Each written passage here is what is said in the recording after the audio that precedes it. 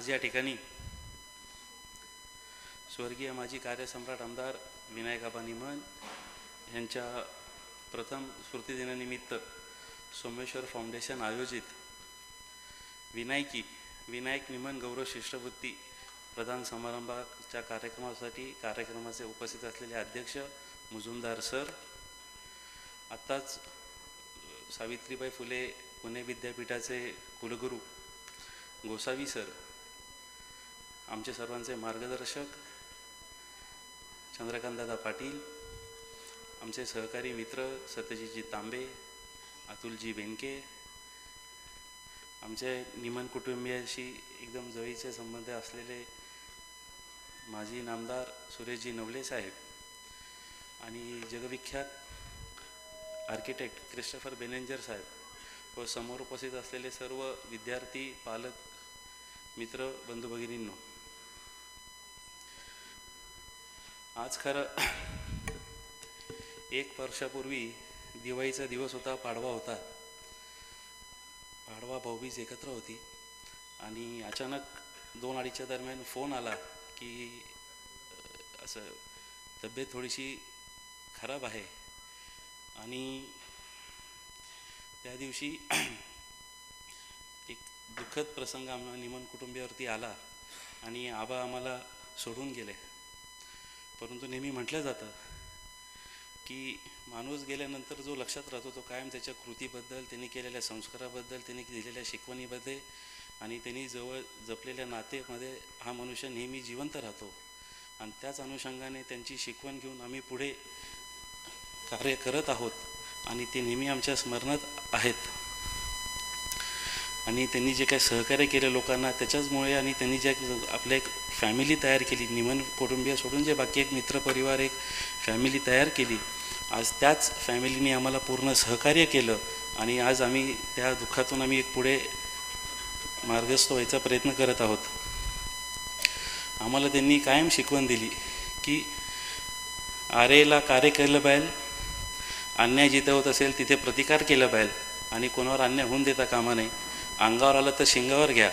परंतु त्याबरोबर त्यांनी आम्हाला ही देखील शिकवणूक दिली की समाजाला आपण काहीतरी देणं लागतो. त्यामुळे उद्योग व्यवसाय करत असताना, समाजकारण, राजकारण करत असताना समाजाला आपण काहीतरी देणं लागतो. ह्या भावनेने आपण नेहमी समाजासाठी काही ना काहीतरी विविध कार्यक्रम केले पाहिजे. आबांचं आरोग्यविषयक आणि ज्ञानाविषयी किंवा शिक्षणाविषयक त्यांना एक जिव्हाळा होता. त्या अनुषंगाने त्यांच्या 60व्या जयंतीनिमित्त जी 5 ऑगस्टला झाली त्यानिमित्त आपण कार्यसम्राट मोफत महाआरोग्य शिबिराचं आयोजन केलं होतं. त्या शिबिराचं ब्रीदवाक्यच हे होतं की तपासणीपासून शस्त्रक्रियेपर्यंत मोफत सर्व काही. आणि दादा मला सांगायला अभिमान वाटतो की त्या कार्यक्रमाला 59,600 लोकांनी त्याच्यामध्ये सहभाग घेतला आणि त्याच्यामध्ये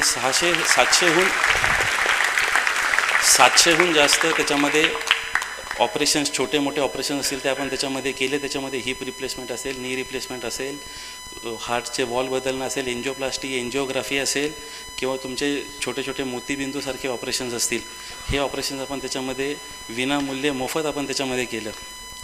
आपण जर नुकतंच एक महाराष्ट्र टाईम्समध्ये ससून संदर्भात एक लेख आला होता, त्यात जर आपण पाहिलं तर जानेवारी महिन्यापासून साधारण जुलै महिन्यापर्यंत जे त्यांच्याकडे OPD आणि आंतरबाह्य रुग्णांचा जो एक तपशील असतो त्याच्यामध्ये दर महिन्याला साधारण 5,700 असे पेशंट्स तिथे तपासले जातात किंवा त्यांच्यावरती तिथे शस्त्रक्रिया केली जाते किंवा त्यांच्यावरती औषधोपचार केला जातो. पण आपल्या कार्यसम्राट मोफत महाआरोग्य शिबिरानंतर त्याच ससूनमध्ये ऑगस्ट महिन्यामध्ये 63,791 आपल्या पेशंट्स लोकांनी तिथे उपचार घेतले. ह्याच्यातूनच आपला हा जो व्यापक स्वरूप आहे आरोग्याविषयाचा हा ह्याच्यामध्ये समजून येतो. त्याच्यामध्ये जर आपण पाहिलं आरोग्य शिबिर घेत असताना आपण ते 3 टप्प्यामध्ये घेतलं होतं, प्रायमरी, सेकंडरी, टर्शरी अशामध्ये. आणि जो शेवटचा टप्पा होता तो 8 ऑगस्ट ते 8 ऑक्टोबर अशामध्ये तो होता आणि त्यामध्ये आपण 710 ऑपरेशन्स, विविध ऑपरेशन्स आपण त्याच्यामध्ये केली. त्याच अनुषंगाने आता 26 ऑक्टोबरला एक आगळावेगळा कार्यक्रम घ्यायची मनामध्ये इच्छा होती.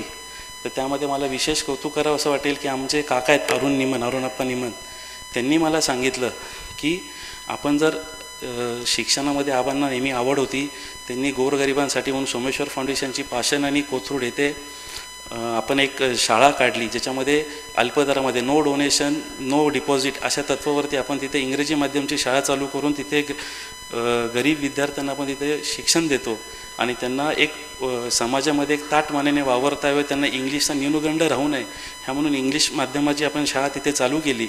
आणि दरवर्षी आपण शालेय उपयोगी साहित्याचं वाटप असेल किंवा व्याख्यानमाला असतील, 10वी-12वीचं करिअर गायडन्स असतील, असे आपण विविध कार्यक्रम दरवर्षी घेत असतो. तर त्याच अनुषंगाने ह्या विद्यार्थ्यांना जर आपण स्कॉलरशिप देऊ शकलो तर त्याच्यासारखं काम होणार नाही असं मला अरुण अप्पा आणि आनंद सरकारनी मला सांगितलं आणि त्यामुळे हा आज कार्यक्रम आपण इथं आज घेत आहोत. ऑनलाईन ऑफलाईन पद्धतीने आपण जेव्हा ह्याचा अर्ज स्वीकारायची जेव्हा आपण ही प्रोसेस चालू केली तेव्हा मला लक्षात आलं की समाजाच्या विविध घटकांमध्ये काही सिंगल पेरेंट्स असतात, त्यांचे असतील, काही अनाथ मुलं आहेत की जे शिक्षण घेत आहेत.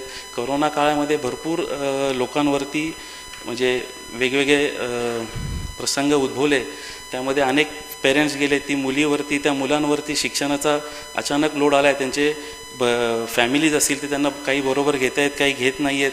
अशा अनुषंगाने त्यांना जर शिक्षणाची आपल्याला सोय करून देता आली त्याच्यासारखं नक्कीच पुण्याचं काम दुसरं कोणतं नाही.